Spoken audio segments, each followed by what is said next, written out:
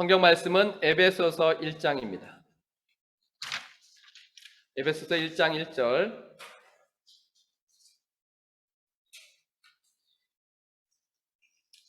다 같이 읽겠습니다. 하나님의 뜻으로 말미암아 그리스도 예수의 사도된 바울은 에베소에 있는 성도들과 그리스도 예수 안에 있는 신실한 자들에게 편지하노니. 아멘. 이제 에베소서를 함께 말씀을 나누려고 합니다. 이 말씀을 듣는 동안에는 우리 교회가 에베소 교회입니다. 꼭 기억하십시오. 하나님께서 말씀을 기록하신 것은 목적이 있어서 기록하셨습니다.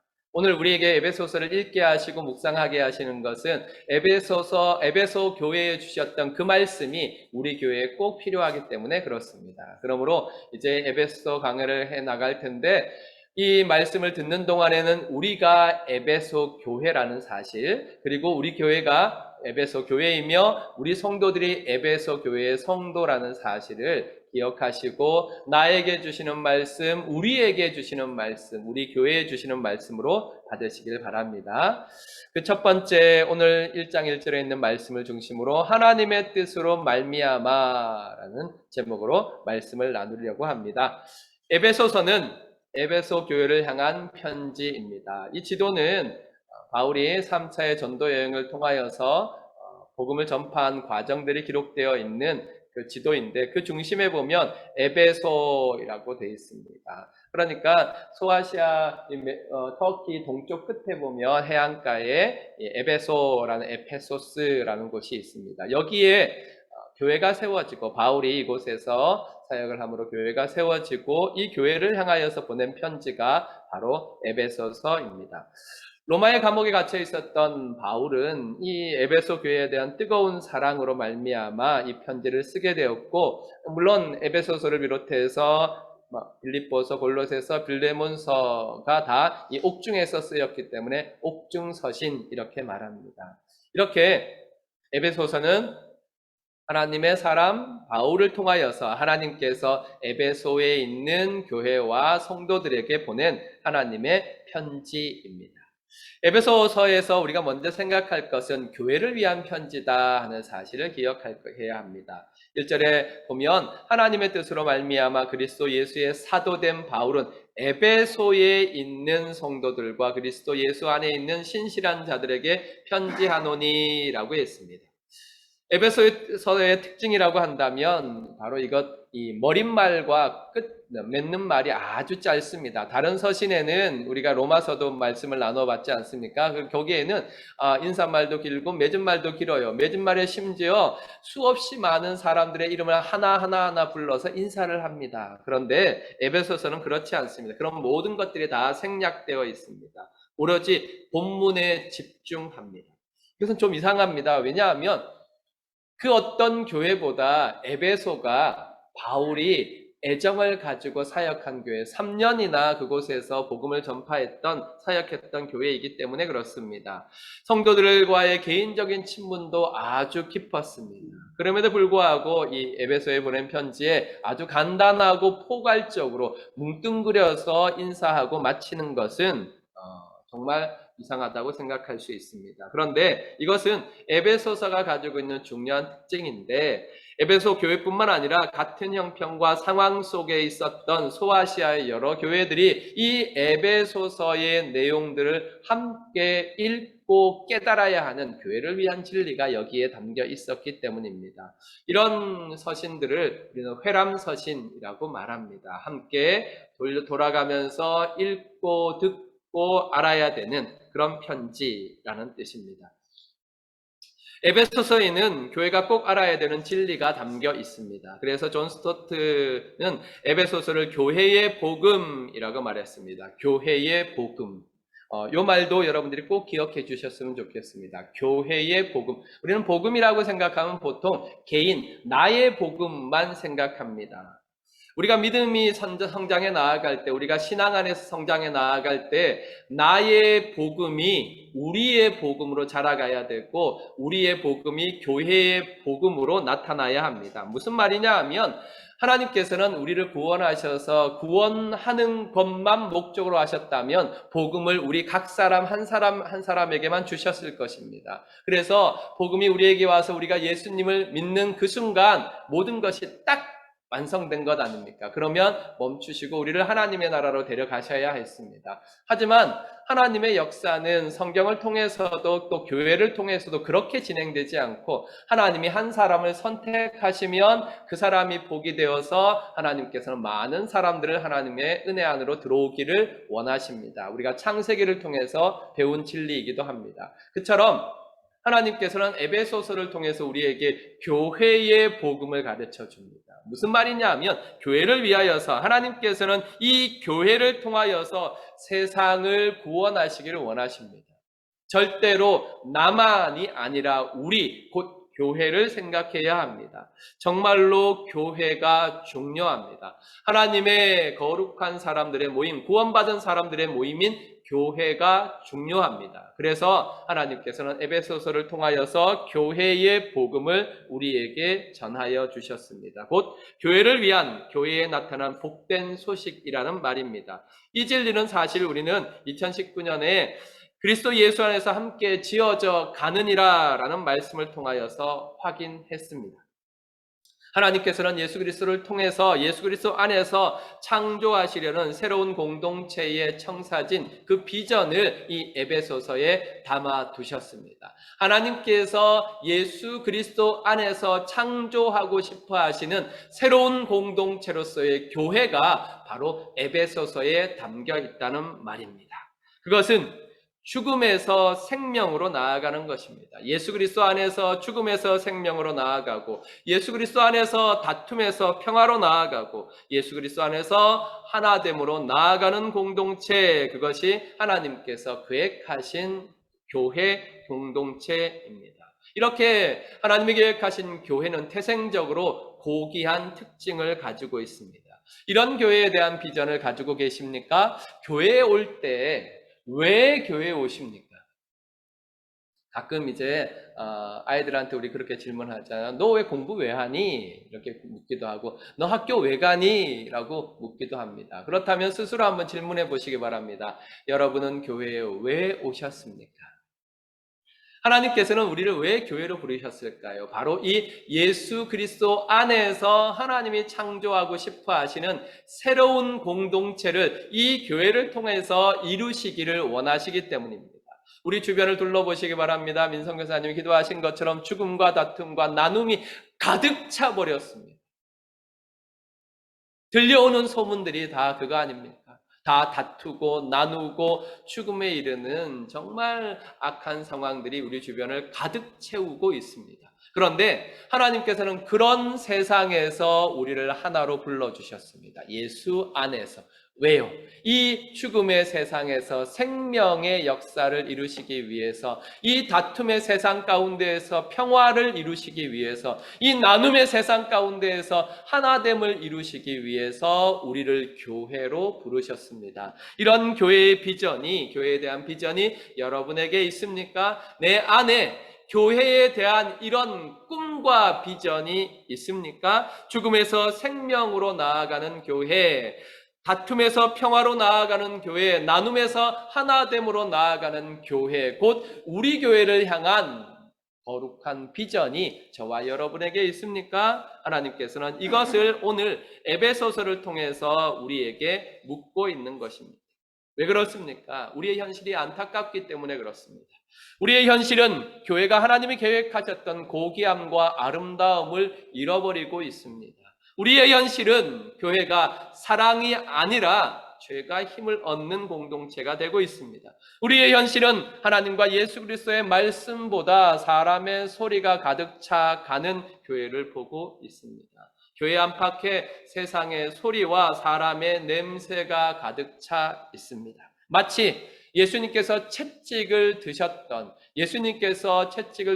예루살렘 성전 같습니다. 그러므로 말미암아 교회가 복음의 능력을 잃어버리고 우리 주님은 비웃음을 당하고 있으며 세상은 교회를 향하여 손가락을 들어 멸시하고 있습니다. 그래서 오늘 우리에게 에베소서가 필요합니다. 에베소서는 교회가 새로운 공동체가 되어야 한다는 사실을 강력하고도 분명하게 우리에게 말하고 있기 때문에 그렇습니다. 에베소서는 약속합니다. 우리 안에 그리스도의 역사가 일어날 때, 예수 그리스도의 부요함이 일어날 때, 그때 교회가 하나님이 계획하셨던 교회다운 교회가 된다는 사실을 우리에게 말씀해 주고 있습니다. 우리는 이 에베소서의 약속을 따라서 예수 그리스도 안에서 하나님이 계획하셨던 교회가 되어가야 될 거룩한 사명을 오늘 받고 있는 것입니다. 우리는 교회가 예수 그리스도의 부요하심 안에서 죽음에서 생명으로, 다툼에서 평화로, 나눔에서 하나됨으로 나아갈 꿈을 꾸어야 합니다. 꿈꾸지 않으면 이루어질 수 없습니다. 저와 여러분에게 이 꿈, 교회를 향한 이 새로운 꿈, 하나님이 주시는 꿈이 가득 차기를, 그로 말미암아 우리의 가슴이 벅차오르기를 간절히 원합니다. 그것을 위하여서 우리의 작은 모임, 구역의 모임, 가정의 모임, 어떤 모임이든지 그 모임을 모일 때마다 여기에서는 죽음에서 생명으로, 다툼에서 평화로, 나눔에서 하나됨으로 나아가야 한다. 예수 그리스도 안에서 이렇게 외쳐야 합니다. 성도들, 우리 교회 성도들이 이제 에베소서의 말씀을 받는 동안에 만날 때마다 한 명, 두 명 만날 때도 마찬가지입니다. 우리가 교회로 이렇게 다 같이 모일 때도 마찬가지이고 한 명, 두 명 만날 때도 서로 외쳐야 합니다. 우리는 예수 안에서 죽음에서 생명으로 나아가야 해. 우리는 예수 안에서 다툼에서 평화로 나아가야 해. 우리는 예수 그리스도 안에서 나누어짐에서 하나됨으로 나아가야 해 라고 서로가 서로에게 외쳐야 합니다. 그렇게 우리가 이 꿈을 공유할 때 하나님께서는 에베소서에서 말씀하신 그 교회의 축복, 하나님이 꿈꾸시던 그 교회의 축복, 하나님께서 계획하셨던 그 교회의 축복을 우리 모임에, 우리 교회에 허락하여 주실 줄을 믿습니다. 이런 축복이 저와 여러분에게 있기를 주님의 이름으로 축복합니다. 두 번째, 나는 하나님으로 말미암아 사도가 되었다. 사도 바울의 고백입니다. 1절에 고백하기를 하나님의 뜻으로 말미암아 그리스도 예수의 사도된 바울은 그렇게 했습니다.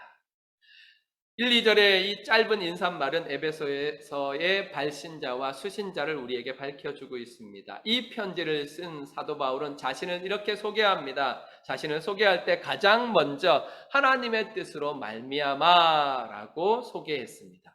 내가 사도가 되었다. 그런데 나는 하나님의 뜻으로 말미암아 사도가 되었습니다. 이렇게 고백했습니다. 저는 우리 성경에, 한글 성경에 이 말씀이 가장 앞에 나와 있는 것이 참 좋습니다.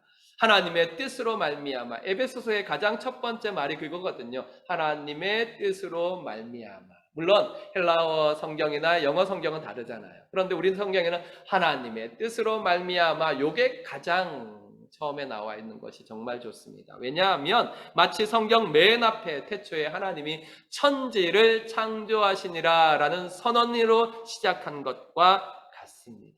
그래서 우리는 성경을 처음 읽을 때 어디로 들어갑니까? 태초에 하나님은 천지를 창조하셨다로 들어가지 않습니까? 에베소서를 처음 시작하면서 하나님께서는 우리 교회에 하나님의 뜻으로 말미암아를 딱 붙잡게 하셨습니다. 사도 바울은 분명히 고백하고 있습니다. 나는 하나님으로 말미암아, 하나님의 뜻으로 말미암아 사도가 되었다. 내 존재의 기원은 하나님이시다. 이렇게 고백하고 있는 것입니다. 성도는 이 부분이 확실해야 합니다. 이게 두리뭉실하거나 뜨뜻미지근하면 절대로 안 됩니다. 하나님께서 성경 맨 처음에 왜 태초에 하나님이 천지를 창조하시니라를 가장 먼저 두셨습니까? 우리 신앙의 출발점이 바로 하나님이기 때문에 그렇습니다. 세상의 출발점이 하나님이란 사실을, 세상의 창조자가 하나님이시란 사실을 깨달을 때 우리의 믿음은 시작되며 우리의 신앙의 길은 시작되는 것입니다. 그래서 나는 하나님으로 말미암아 사도가 되었다. 이 말은 내 존재의 기원은 하나님이시다라는 정말로 거룩하고 복된 고백인 것입니다. 성도는 이것이 분명해야 합니다. 자신의 삶의 기원을 어디에 두느냐, 내 삶의 기원을 어디에 두느냐에 따라서 삶에 대한 나의 자세가 달라지기 때문에 그렇습니다. 자신의 존재의 기원을 어디에 두느냐에 따라서 그 삶의 태도가 바뀌기 때문에 그렇습니다. 지금 사도 바울처럼 고백할 수 있습니까? 나는 하나님의 뜻으로 말미암아 집사가 되었다. 나는 하나님의 뜻으로 말미암아 권사가 되었다. 나는 하나님의 뜻으로 말미암아 목사가 되었다. 나는 하나님의 뜻으로 말미암아 성도가 되었다. 고백할 수 있습니까? 교회에서만 그렇습니까? 아니요. 직장에서도 마찬가지입니다. 나는 하나님의 뜻으로 말미암아 과장이 되었다. 나는 하나님의 뜻으로 말미암아 대리가 되었다. 고백할 수 있습니까? 집에서도 마찬가지입니다. 나는 하나님의 뜻으로 말미암아 아버지가 되었다. 나는 하나님의 뜻으로 말미암아 아내가 되었다. 이렇게 고백하실 수 있습니까? 오늘 집으로 돌아가셔서 조용히 무릎을 꿇고 하나님께서 하나님의 뜻으로 나에게 주신 나의 존재의 자리를 찾아보시기 바랍니다. 그 목록들을 정리하는 순간 성령 하나님께서 우리의 영혼에 정말로 회개와 감사의 눈물이 터져 나오게 하실 것입니다. 스스로 한번 고백해 보시기 바랍니다. 나는 하나님으로 말미암아 내가 되었다. 이것이 오늘 에베소서의 가장 첫 번째 부분에서 하나님께서 우리의 심령에 심어주시는 진리입니다. 함께 고백하겠습니다. 나는 하나님으로 말미암아 내가 되었다. 그렇게 오늘 집으로 돌아가셔서 한번 찾아보십시오. 하나님께서 나에게 주신 존재의 자리들, 아버지, 어머니, 딸, 아들, 우리의 존재하는 모든 자리가 하나님의 뜻으로 말미암아 된 것을 믿으시기 바랍니다. 바울은 이렇게 하나님의 뜻으로 말미암아 사도가 되었다 그랬습니다. 사도라는 말을 여러분들이 이해해야 하는데 교회에서 사용하는 말들 중에 우리가 뜻을 정확하게 모르고 지나가는 말들이 많이 있거든요. 그래서 에베소서에서는 우리가 말씀을 나눠가는 동안에 이런 말들을 한번 더 자세하고 정확하게 알아보길 원합니다.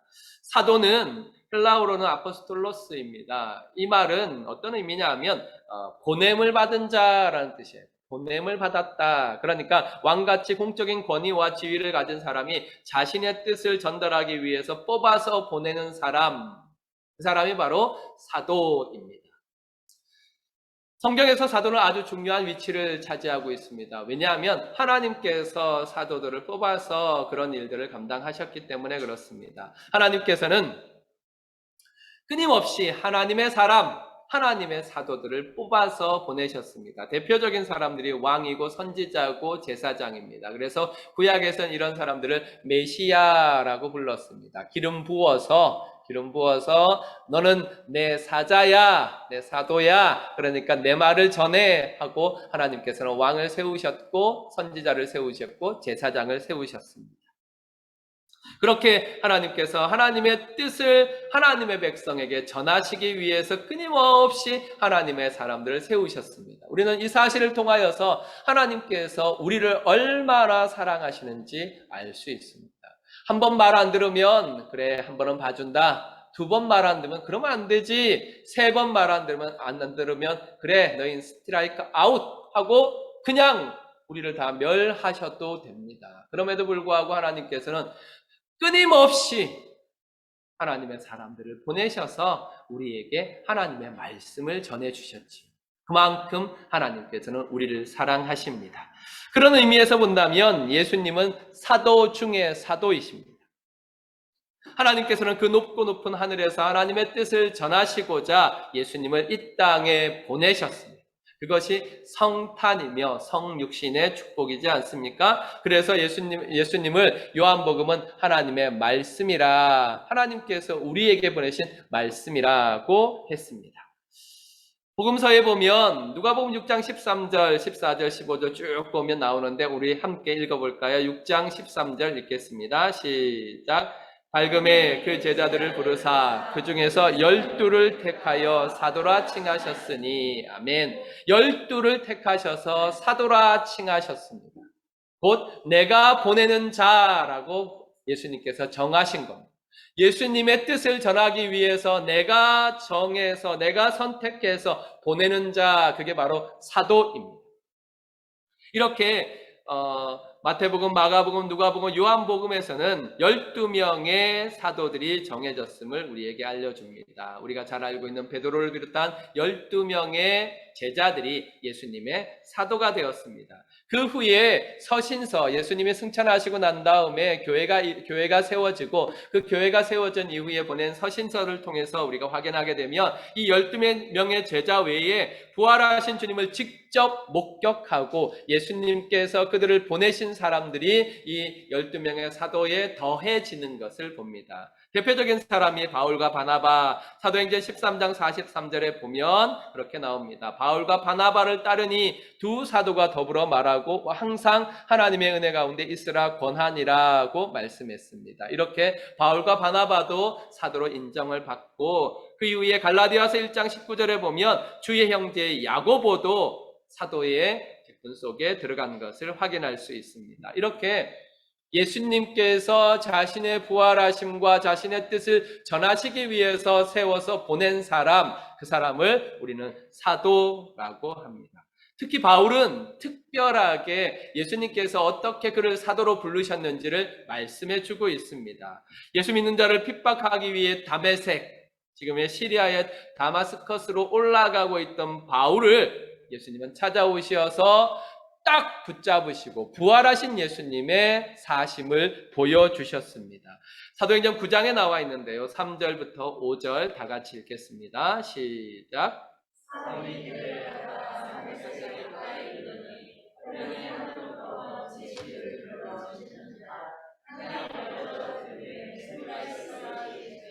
사울아 사울아 내가 어찌하여 나를 박해하느냐 하시거늘 대답하여 주여 누구시니까 이르시되 나는 내가 박해하는 예수라. 얼마나 놀랐겠습니까? 그때는 이제 사울이라고 불렀거든요. 사울은 자기가 하나님의 뜻을 알고 있다고 생각했고 자기가 하나님을 잘 섬긴다 생각했습니다. 왜 그렇게 했느냐면 예수는 하나님의 법을 어기는 자, 하나님의 말씀을 어기는 자로 생각했기 때문입니다. 그런데 빛 가운데에서 예수님이, 부활하신 예수님이 그를 찾아왔으니 얼마나 놀랐겠습니까? 이 일을 통해 바울은 예수 그리스도의 부활을 이방인들에게 전하는 이방인의 사도로 부르심을 받게 됩니다. 그러므로 바울이 사도가 된 것은 자신의 의지나 자신의 계획 때문에 된 것이 아닙니다. 전적으로 하나님의 뜻으로 말미암아 된 것입니다. 에베소 첫 번째 부분에 고백했던 것처럼 바울이 사도가 된 것은 자신의 능력, 자신의 의지로 말미암은 것이 아니라 하나님의 뜻으로 말미암아 된 것입니다. 바울은 사도가 되기 위해서 어떤 노력을 하거나 내가 사도 되겠습니다 하고 손든 적이 없습니다. 오히려 그는 예수님과 예수님을 믿는 사람들, 곧 교회를 핍박하던 박해자였습니다. 초대교회에 가장 유명했던 스데반 집사님이 순교할 때, 돌에 맞아 순교할 때, 그때 내가 이 일의 증인이다 하고 그 옷을 들고 서 있었던 사람이 바로 이 사울, 곧 바울입니다. 그런 과거 때문에 바울은 나중에 교회에 자신을 소개할 때 어떻게 소개하느냐 하면 고린도전서 15장 8절부터 9절에 보면 맨 나중에 만삭되지 못하여 난자 같은 나, 사도 중에 가장 작은 자, 사도라 칭함받기를 감당하지 못할 자라고 자신을 소개합니다. 그러나 그럼에도 불구하고 하나님의 뜻은 바울에게 은혜롭게 나타났습니다. 부활하신 예수님은 그를 만나러 오셨고 그를 붙잡으셨고 이방인을 위한 사도로 세워주셨습니다.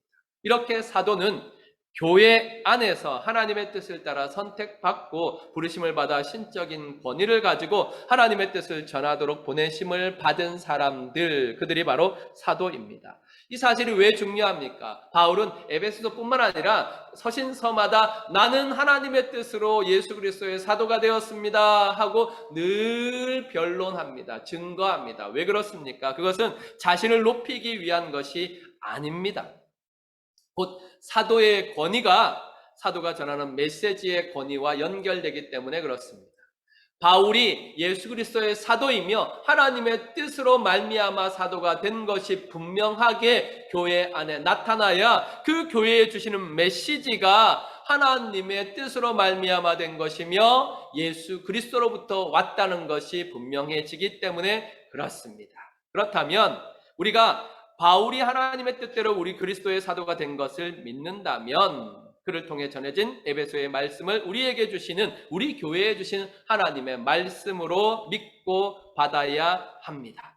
바울이 사도가 된 것이 하나님의 뜻으로 말미암아 사도가 된 것처럼 바울을 통하여서 에베소 교회에 주신 이 말씀이 하나님의 뜻으로 말미암아 주어진 것을 믿을 수 있기 때문에 그렇습니다. 그러므로 우리는 예수 그리스도께서 앞으로 이 편지 곧 에베소서를 통하여서 우리에게 전해주시는 교회의 모습, 교회의 비전, 교회의 사명을 곧 우리의 사명으로 알고 받고 믿어야 하는 것입니다.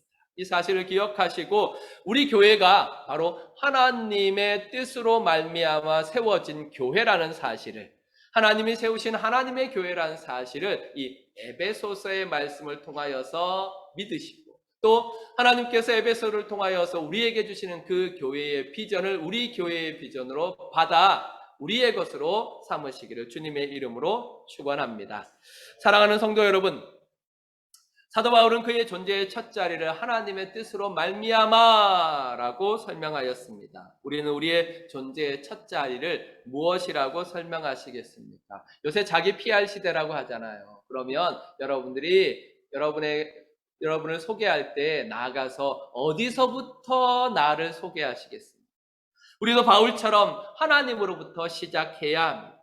바울의 인생 주체, 나의 인생 주체가 바로 자신이 아니라 하나님이었습니다. 우리가 꼭 배워야 될 신앙의 자세입니다. 성도는 잠시라도 하나님의 주권과 섭리를 떠나서 무엇을 시작하려고 해서는 안 됩니다. 우리의 삶의 모든 것은 하나님의 뜻으로 말미암아 시작되고 하나님의 뜻으로 말미암아 진행되고 하나님의 뜻으로 말미암아 끝맺을 것이기 때문입니다. 로마서 11장 36절을 잘 아시지요? 우리 함께 읽겠습니다. 시작. 이는 만물이 주에게서 나오고 주로 말미암고 주에게로 돌아갑니다. 그에게 영광이 세세히 있을지어다. 아멘. 그렇습니다. 우리의 삶을 끝내는 것은 세상이 아닙니다. 상황도 아닙니다. 조건도 아닙니다. 오직 하나님만이 우리의 인생을 끝내실 수 있습니다. 그날이 오기 전에 끝처럼 보이는 상황은 끝이 절대로 아닙니다. 하나님이 우리의 생명을 취해 가시거나 하나님께서 세상을 끝하고 종말을 이루시기 전까지 우리가 보기에 이제 나는 끝났다. 우리 회사 이제 끝났다. 우리 집 끝났다 하는 모든 끝난 것처럼 보이는 상황은 끝이 절대로 아니라는 사실을 기억하시기 바랍니다. 그런 일이 올 때마다 기억하십시오. 이번 주에 참 감동받은 19절에 있는데 페이스북에 보면 박노해의 걷는 독서라는 글이 있습니다. 거기에 이번 주에 이런 글이 올라왔어요. 누군가 끝났다 울먹이면 말없이 괜찮다 토닥인다. 끝났다는 건 끝에서 난다는 것. 그래, 끝이 있기에 새로운 시작이다. 이렇게 이야기했습니다. 이번 주에 그래서 가슴에 탁 박혔어요. 그렇지. 어떻게 생각하면 말장난 같지만 그러나 근거 없는 말장난이 아닙니다. 하나님이 끝났다 하기 전에는 아무것도 끝난 것이 아닙니다. 그럴 때 끝났다는 건 끝에서 난다는 것. 그래, 끝이 있기에 새로운 시작이다 그랬습니다. 그렇습니다. 우리에게 날마다 새 일을 시작하시는 하나님이 계십니다. 하나님이 끝내시기 전에는 아무것도 끝이 아닙니다. 우리의 생각이 어디에 있습니까? 우리의 생각을 항상 언제나 하나님에게 두어야 합니다. 그러므로 우리는 모든 시작을 하나님으로부터 시작해야 합니다. 오늘날 교회에서 벌어지는 문제의 대부분은 성도들이 하나님이 아닌 나, 하나님의 뜻이 아닌 내 뜻, 하나님의 계획이 아닌 내 계획에 사로잡혀 있기 때문입니다. 우리는 너무도 주관적이고 우리는 너무도 이기적입니다. 너무도 이기적이어서 이제 내가 이기적인지도 모르고 이기적인 것이 잘못됐다는 것도 모를 정도로 이기적입니다. 너무도 이기적인 것이 우리의 오늘의 모습입니다. 하나님의 뜻, 하나님의 계획, 하나님은 저 멀리 떠나버렸습니다. 우리는 실천적 무신론자입니다. 입으로는 그리스도인이라고 말하지만 삶은 그리스도가 사라지고 곧 사람만 남았습니다. 입으로는 주님의 교회 하지만 주님은 없고 사람들만 남았습니다. 그런 우리에게 오늘 에베소서는 외칩니다. 하나님의 뜻으로 말미암아. 나의 시작도 하나님의 뜻으로 말미암아. 우리 교회의 시작도 하나님의 뜻으로 말미암아. 내가 시작한 것 아니고, 우리가 시작한 것 아니고, 우리를 구원하신 하나님, 우리를 창조하신 하나님, 우리를 다스리는 하나님께서 시작하셨다. 그렇게 분명하고도 확실하게 에베소서는 우리에게 외치고 있습니다. 이것이 우리가 첫 번째로 찾아야 될 우리가 평생 부를 노래의 제목이며 평생 흔들 깃발의 제목이라는 사실을 기억하시기 바랍니다. 하나님의 뜻으로 말미암아 나는 하나님의 뜻으로 말미암아 존재한다. 나에게는 나를 향하신 하나님의 계획이 있다. 이 사실을 어디에서나 고백하시기 바랍니다. 이번 한 주간 동안 그렇게 고백하세요. 무슨 일을 만날 때마다 하나님의 뜻으로 말미암아. 또 누가 뭐라 그러면 나는 하나님의 뜻으로 말미암아 존재한다. 그렇게 얘기하시고, 또 우리 환경과 우리의 조건이 나를 괴롭게 하고 흔들게 하고 또 낙심되게 할 때 나에게는 나를 향하신 하나님의 계획이 있다 외치시기 바랍니다. 또한 두세 명씩 우리가 함께 모일 때마다 커피를 마시고 이렇게 할 때마다 간지러운 소리들, 다른 소리들 하기 전에 이것부터 먼저 말씀하시기 바랍니다. 우리 교회는 하나님의 뜻으로 말미암아 존재한다. 곧 무엇입니까? 너와 나는 하나님의 뜻으로 만났다. 하나님의 뜻으로 말미암아 만났다. 이거 생각하면 우리가 뭐 욕하고 손가락질하고 할 일들이 있겠습니까? 먼저 딱 생각하십시오. 내 마음을 괴롭게 하는 사람들, 그런 사람들을 볼 때마다 우리 교회를 향하신 하나님의 계획이 있다라고 외치시기 바랍니다. 그래서 이 교회 문을 딱 들어올 때 저 문에서 딱 그렇게 이야기하세요. 우리 교회를 향하신 하나님의 뜻이 있다. 이 교회를 딱 나가면서 교회를 돌아보면서 그렇게 말해주세요. 우리 교회는 하나님의 뜻으로 말미암아 존재한다. 이렇게 말씀하시기 바랍니다. 하나님의 뜻으로 말미암아 된 나를 믿으심으로 말미암아 내가 아는 하나님 때문에, 내가 아닌 하나님의 뜻 때문에, 상황이 아는 하나님의 뜻 안에서 오늘 살아가는 이유를, 오늘 내가 살아가는 이유를, 오늘 우리 교회가 존재하는 이유를 찾으시기를 주님의 이름으로 축원합니다. 아멘. 기도하겠습니다.